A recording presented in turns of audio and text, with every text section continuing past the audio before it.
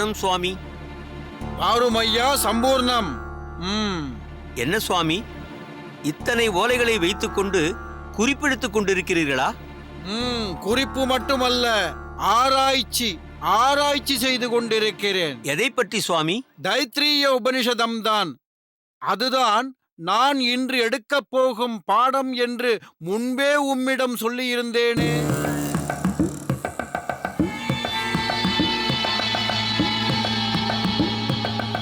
அங்கு என்ன கண்களால் சம்பாஷணை? ஒன்றுமில்லை குருதேவா, இப்போது ஞாபகம் வந்துவிட்டது. ஆனால் உங்களைப் போன்ற ஒரு வேதாந்த சாகரம் இப்படி குறிப்புகளை படிக்க வேண்டிய அவசியம் என்ன இருக்கிறது குருதேவா? படிக்கத்தான் வேண்டும். குறிப்புகளை ஒரு முறைக்கு இருமுறை ஆராய்ந்து உச்சரித்து பார்த்து பிறகு பாடமாக நடத்துவதுதான் உசிதமாக இருக்கும். இல்லை என்றால் உம்மை போல் அனுபகாரினே என்பதற்கு பதிலாக உபகாரினே என்று சொல்லிவிட்டால் பிறகு என் கதியும் உம் கதி போல் ஆகிவிடுமே. சுவாமி, அதை இன்னும் ஞாபகத்தில் வைத்திருக்க வேண்டுமா? பிறகு தவறு செய்து விட்டால் நிச்சயம் ஞாபகத்தில் வைத்துத்தான் இருக்க வேண்டும். அதெல்லாம் சரிதான் சுவாமி. தவறாக ஏதாவது செய்துவிட்டால் நீதான் தப்பாக செய்தாய் என்று சொல்கிறீர்கள். சில நேரங்களில் சில சம்பவங்கள் உங்களுக்கே தவறாக ஆகும் அளவிற்கு நடக்கிறதே குருதேவா. என்ன ஓய், நீர் ஏதோ தப்பாக பிதற்றுகிறீர்? நான் ஏதும் பிதற்றவில்லை சுவாமி. நான் நேரடியாக பார்த்த விஷயத்தை தான் தங்களிடம் சொல்லிக் கொண்டிருக்கிறேன். அப்படி எதை பார்த்தீர்? சுவாமி, தங்களுக்கு எதிராக ஒரு சதியே நடப்பதாகத்தான் நான் பார்க்கிறேன்.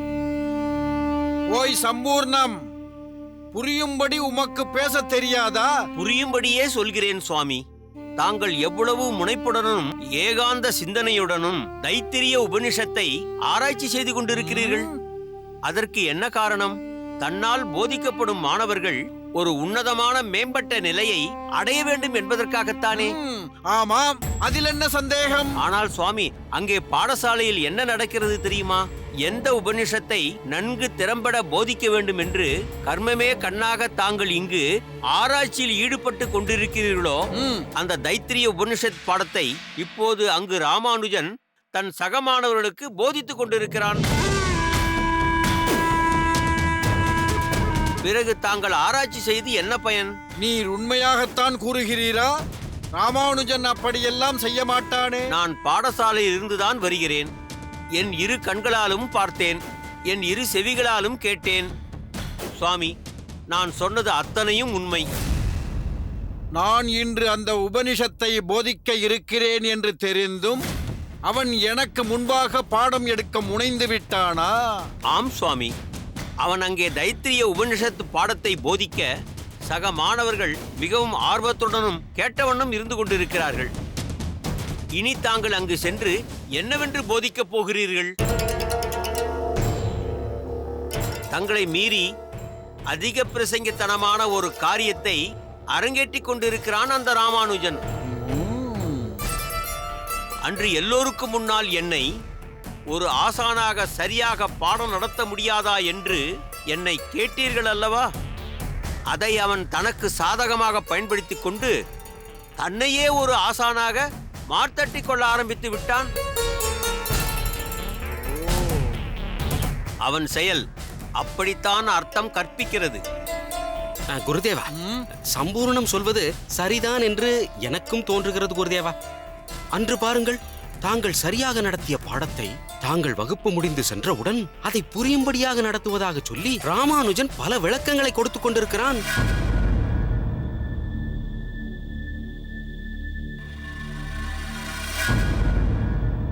அப்படி என்றால் அவன் உங்களை விட திறமைசாலியா? எனக்கென்னவோ இதை இப்படியே விட்டுவிடக் கூடாது என்று தோன்றுகிறது குருதேவா. நாங்கள் என்னதான் சொன்னாலும் தாங்கள் நம்ப போவதில்லை. பிறகு என்ன சொல்லி என்ன பயன்? நில். இப்போது அந்த ராமானுஜன் எங்கிருக்கிறான்? நம் பாடசாலையில்தான். நான் சொன்னது போல் தாங்கள் எடுக்க வேண்டிய உபனிஷத்தை அவன் போதித்துக் கொண்டிருக்கிறான்.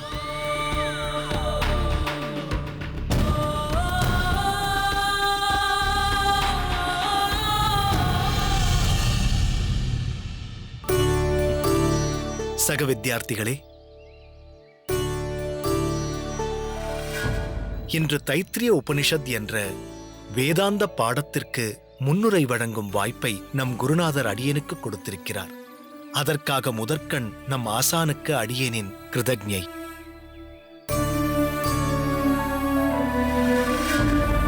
இப்போது கொடுக்கப் போகும் இம்முன்னுரையை அனைவரும் கவனமாக கேட்கும்படி உங்கள் எல்லோரையும் பிரார்த்திக்கிறேன். முன்னுரையை நீ கொடுக்கப் போகிறாய் என்றால் உபநிஷத்தின் முழு பாடங்களையும் அதன் விளக்கங்களையும் யார் எப்போது கொடுக்கப் போகிறார்கள்? அநேகமாக இன்றே நம் ஆசான் யாதவ பிரகாச சுவாமிகள் இந்த உபனிஷத்தின் ஸ்லோகங்களுக்கு விளக்கங்கள் கொடுப்பார். இந்த உபனிஷத் வலியுறுத்தும் கருத்தென்ன? சொல்கிறேன். வாழ்க்கை நடக்கிறது என்பது ஒன்று, வாழ்க்கையை வாழ்வது என்பது வேறு. தன் போக்கில் வாழ்க்கையை நடக்க விடாமல் சிந்தித்து வாழச் சொல்கிறது தைத்திரிய உபனிஷதம். அதற்காக 20 வகையான சிந்தனை பயிற்சிகளை தருகிறது. உலகம், மனிதன், கடவுள் ஆகிய அடிப்படை உண்மைகளுக்கு சில தெளிவான விளக்கங்களையும் இவ்வுபனிஷதத்தில் காண்கிறோம். எது கல்வி என்பது பற்றிய அற்புதமான விளக்கமும் இதில் உள்ளது. உபனிஷத் வாக்கியங்கள் எங்கெங்கெல்லாம் ஓதப்படுகிறது என்பதை நான் அறிய விரும்புகிறேன். தெய்வ வழிபாடுகளிலும் வைதீகச் சடங்குகளிலும் மங்கள நிகழ்ச்சிகளிலும் இவ்வுபனிஷதம் பெரிதாக ஓதப்படுகிறது. இந்த தைத்திரிய உபனிஷதம் எந்த வேதத்தில் அமைந்துள்ளது? இதில் பிரிவுகள் ஏதேனும் உள்ளதா?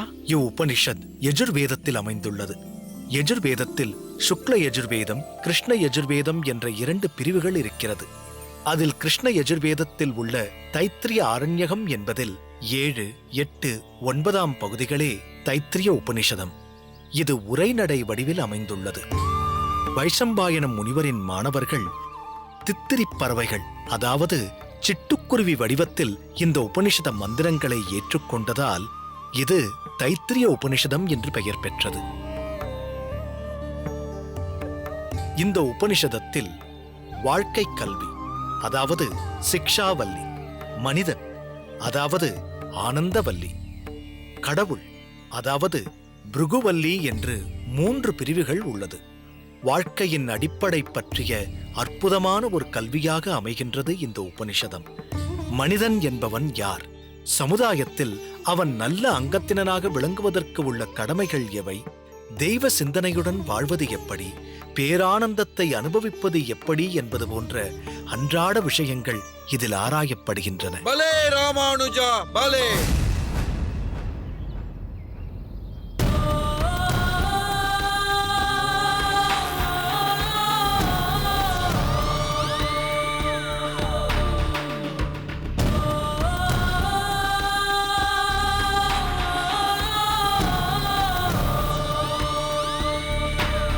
உட்காருங்கள், உட்காருங்கள்.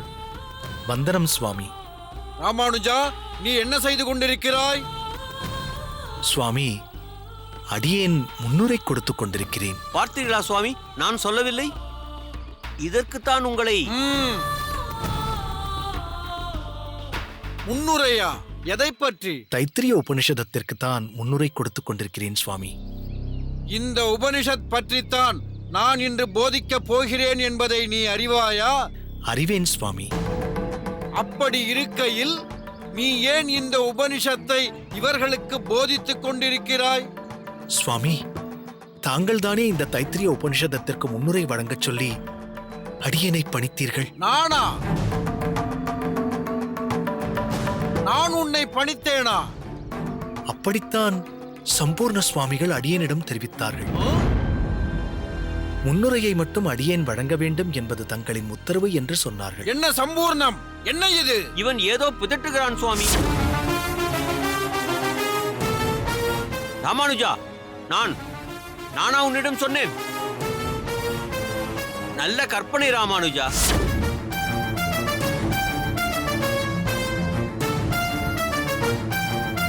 சுவாமி, தாங்கள் தானே குருநாதர் பணித்ததாக அடியேனிடம் சொன்னீர்கள். ஏன் இப்படி பொய் பேசுகிறாய்? சுவாமி, அடியேனா பொய் பேசுகிறேன்? ஆம்,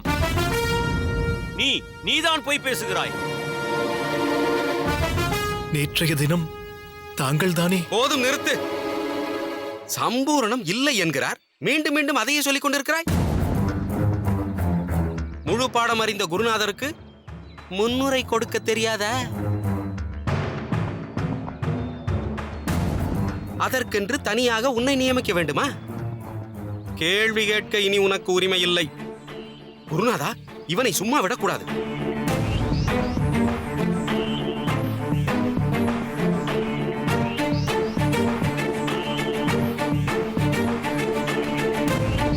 ராமானுஜா, இதற்கு உன் விளக்கம் என்ன? சுவாமி, தவறு அடியேனுடையதுதான்.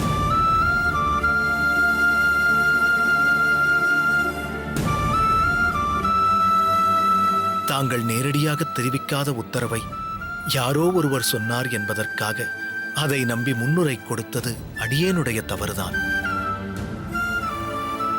ஒரு விதத்தில் குரு துரோகமும் கூட. அதற்குரிய தண்டனையை அடியேன் பெற்றே தீர வேண்டும். கல்வியில் ஊக்கமுள்ள மாணாக்கனுக்கு அன்றைய பாடம் மிகவும் இன்றியமையாதது. ஒரு நாள் பாடம் கற்க முடியாமல் போனால் அது அவனுக்கு பெரு நஷ்டம். அதன்படி இன்று தாங்கள் எடுக்கப் போகும் பாடத்தை பெற அடியேன் தகுதியற்றவனாகிறேன்.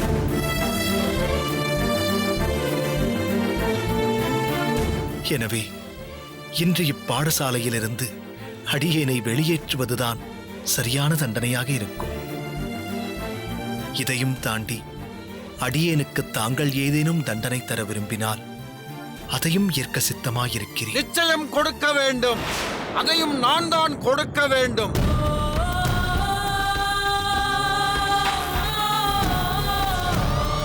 கைலாசம், சுவாமி, இவனுக்கு தண்டனை கொடுக்கலாமா? தாராளமாக கொடுங்கள். என்ன சம்பூர்ணம்? கொடுங்கள் சுவாமி, சீக்கிரம் தண்டனையை கொடுங்கள்.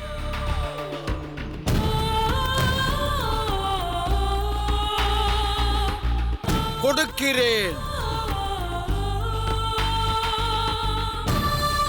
ராமானுஜன் தவறுக்கு அவசியம் தண்டனை கொடுத்தே ஆக வேண்டும்.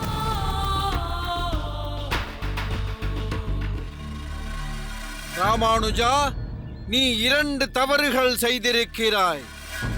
அதற்கு இரட்டை தண்டனைகள் கொடுக்க வேண்டும். முதல் தவறு, தைத்திரிய உபனிஷத் பாடத்தின் அற்புதமான முன்னுரையை நீ நின்று கொண்டே கொடுத்தது. அதற்கு தண்டனை நீ என் ஆசனத்தில் அமர வேண்டியது.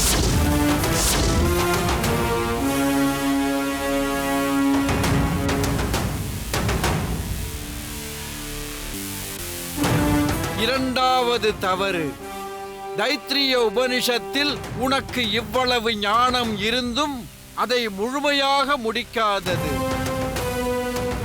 அதற்கு தண்டனை நீ என் ஆசனத்தில் அமர்ந்து தைத்திரிய உபனிஷத்தை நீயே முழுமையாக மாணவர்களுக்கு சொல்லிக் கொடுப்பது.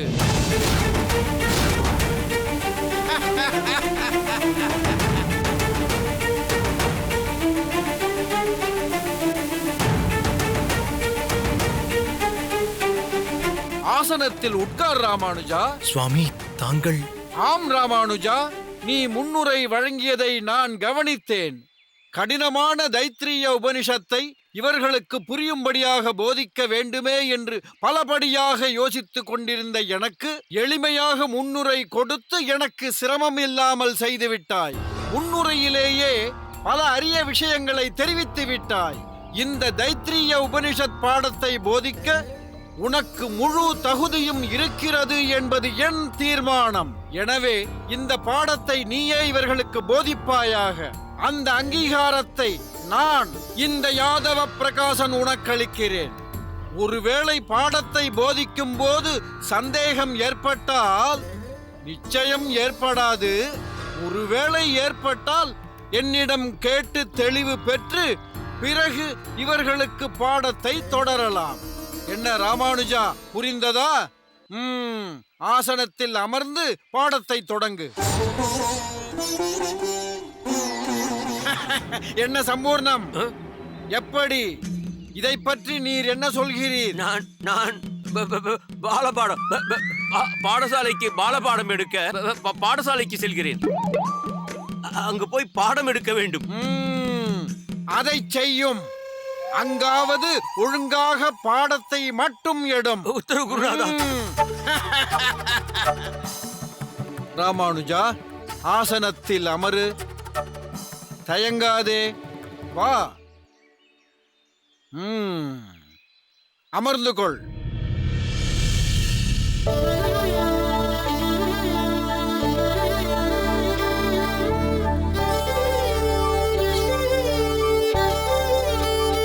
பாடத்தை எடு.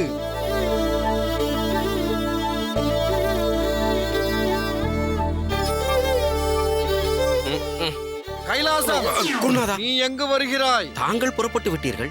நான் தங்களுடன் வந்து சேவை செய்வதுதானே என் பணி. இன்று ராமானுஜனுக்கு சேவை செய்வதுதான் உன் பணி.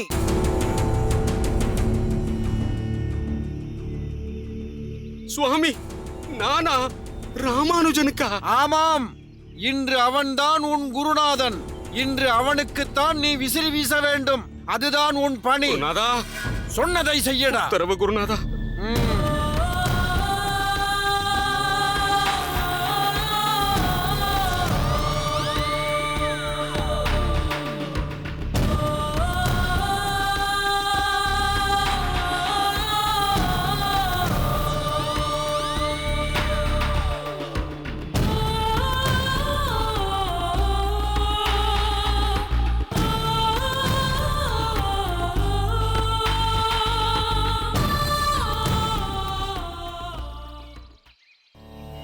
ஓம் ஷன்னோ மித்ரக்ஷம் வருணः ஷன்னோ பவத்வர்யமா ஷன்ன இந்திரோ ப்ரஹஸ்பதிः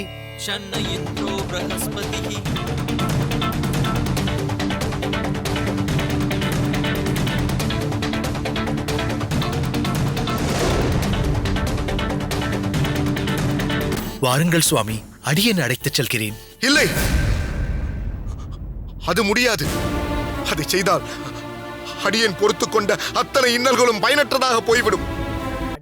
வாழ்க்கை வெற்றிடமல்ல, வெற்றிக்கான களம் என்ற அமலாபாலின் கணக்கு பாஸ்மார்.